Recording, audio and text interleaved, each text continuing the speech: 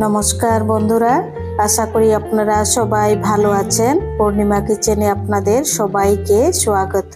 আজকের রেসিপি আপনাদের জন্য শেয়ার করব একটি কারো কাছে নতুন, কারো কাছে পুরাতন এই রেসিপিটি। তো এটি হচ্ছে বাঁকুড়ার বিখ্যাত এই রেসিপিটি আজকে আমি বানাবো। কিভাবে বানাই চলুন দেখে নেবেন।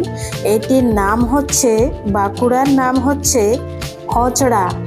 তো এই খচড়া আজকে আমি কিভাবে বানাই চলুন দেখে নেবেন। এটি একবার যে বানিয়ে যদি বানান, এটার স্বাদ ভুলতে পারবেন না, এত সুস্বাদু এই রেসিপিটি।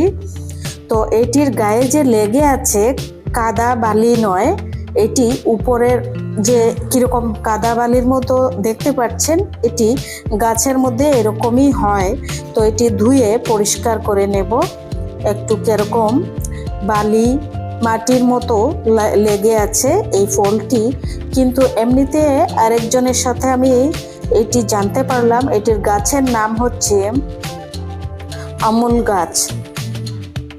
আমুল গাছের ফল এটি। তো এই ফলটি দিয়ে আজকে আমি বানাবো। দেখুন কেমন কাদার মতো। প্রথমে আমি ভেবেছিলাম যে কাদা বা মাটি লেগে আছে, কিন্তু কাদা মাটি নয়, এটি এরকমই লেগে থাকে ফলটির মধ্যে। এই ফলটি রান্না করতে পারলে দুর্দান্ত, অমৃত সমান এই রেসিপিটি। তো আপনাদের এখানে যদি এরকম থাকে, আপনারা নিশ্চয়ই অবশ্যই বানাবেন। আমি ঠিক যেরকমভাবে বানাচ্ছি আজকে, তো ঠিক সেরকমভাবে বানাবেন। কিন্তু আপনারা চাইলে রসুন পেঁয়াজ অ্যাড করতে পারেন এবং আলু দিতে পারেন। আমি আলু দেইনি, রসুন পেঁয়াজও দেইনি। এটি পোস্ত বাটা দিয়ে এবং সরষ, কাঁচা লঙ্কা, আদা বাটা দিয়ে বানাবো এই রেসিপিটি। তো চলুন দেখে নেবেন এটি আমি কিভাবে বানাই।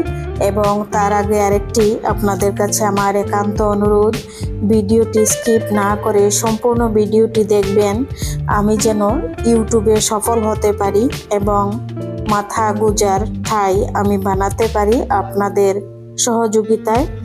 তো আপনাদের কাছে আমি এমনিতেই চিরকৃতজ্ঞ। অনেকে সাবস্ক্রাইব করেছেন, সবার কাছে আমি অনেক অনেক কৃতজ্ঞ।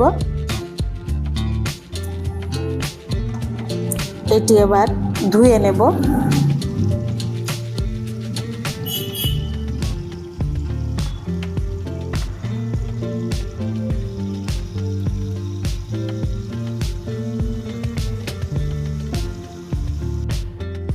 পরিষ্কার করে ধুয়ে নিয়েছি, কিছুটা পরিষ্কার হয়েছে উপরের অংশটা।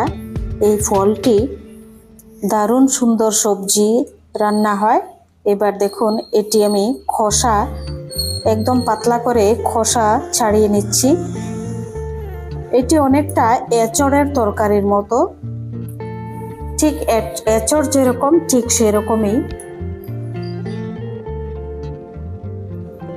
এই যে খোসাটি ফেলে দিচ্ছি একদম পাতলা করে। দেখুন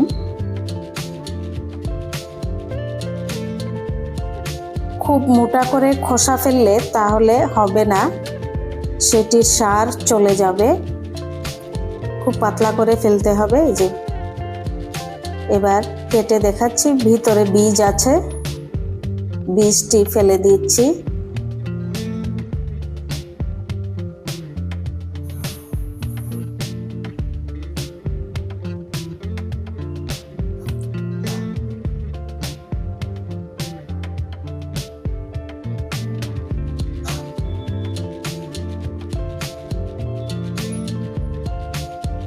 খুব ভালোভাবে পরিষ্কার করে, এই যে দেখুন বীজ নেই, বীজ ফেলে দিয়েছি। এই যে বীজ, ভিতরে সাদা একটি বড় বীজ থাকে এই ফলের ভিতরে। বীজটি ফেলে দিয়ে সাইডের অংশগুলো রান্না করতে হয়। অসাধারণ খেতে, অসাধারণ। এটি হচ্ছে বাঁকুড়ার বিখ্যাত সবজি খচড়া। এখন এইখানে আমি সেদ্ধ করার জন্যে, এই যে দেখুন কেমনভাবে ছাড়িয়েছি, সেদ্ধ করার জন্য বসিয়ে দিচ্ছি একটি সসপ্যানে।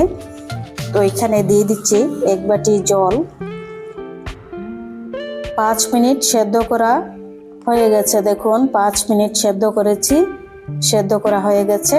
এবার ঠান্ডা হলে একটু মেখে নেব আমি।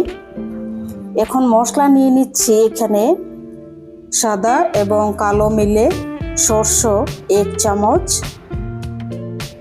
এখানে চা চামচে 1 চামচ পোস্ত, 2টি কাঁচা লঙ্কা, 1 টুকরো আদা বেটে নেব। এখানে 2 চামচ তেলের মধ্যে দিয়ে দিচ্ছি অল্প একটু কালো জিরে। কালো জিরে ভাজা হয়ে যাওয়ার পর এই যে সেদ্ধ করে রাখা খচড়া একটু আমি হাত দিয়ে ভেঙে তারপরে দিয়ে দিচ্ছি। অনেকটা মৌচার মতো, অনেকটা আপনাদেরকে বলছি আমি। এখানে দিয়ে দিচ্ছি দেখুন আধা চামচ নুন, আধা চামচ হলুদ, আধা চামচ কাশ্মীরি লাল লঙ্কা গুঁড়ো। অনেকটা এঁচড়ের মতো, অনেকটা আবার মৌচার ঘন্ট, কিন্তু এটি দুর্দান্ত সুস্বাদু হয় খেতে। এবার দিয়ে দিচ্ছি বেটে রাখা সরষে, পোস্ত, কাঁচা লঙ্কা, আদা দিয়ে আরও 5-7 মিনিট খুব ভালোভাবে রান্না করে নিচ্ছি।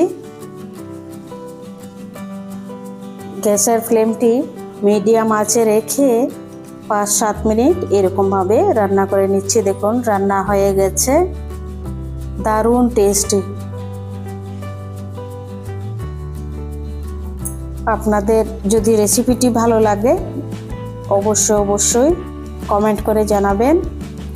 আর আপনাদের এখানে যদি এই ফলটি পাওয়া যায়, এই যে সবজিটি খচড়া, তাহলে আপনারা এরকম বানাবেন।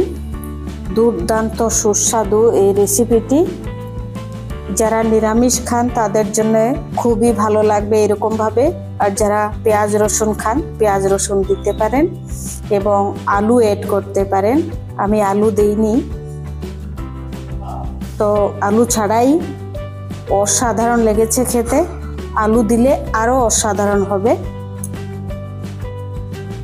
দুর্দান্ত সুস্বাদু এই রেসিপিটি, কি বলবো আমি আপনাদেরকে।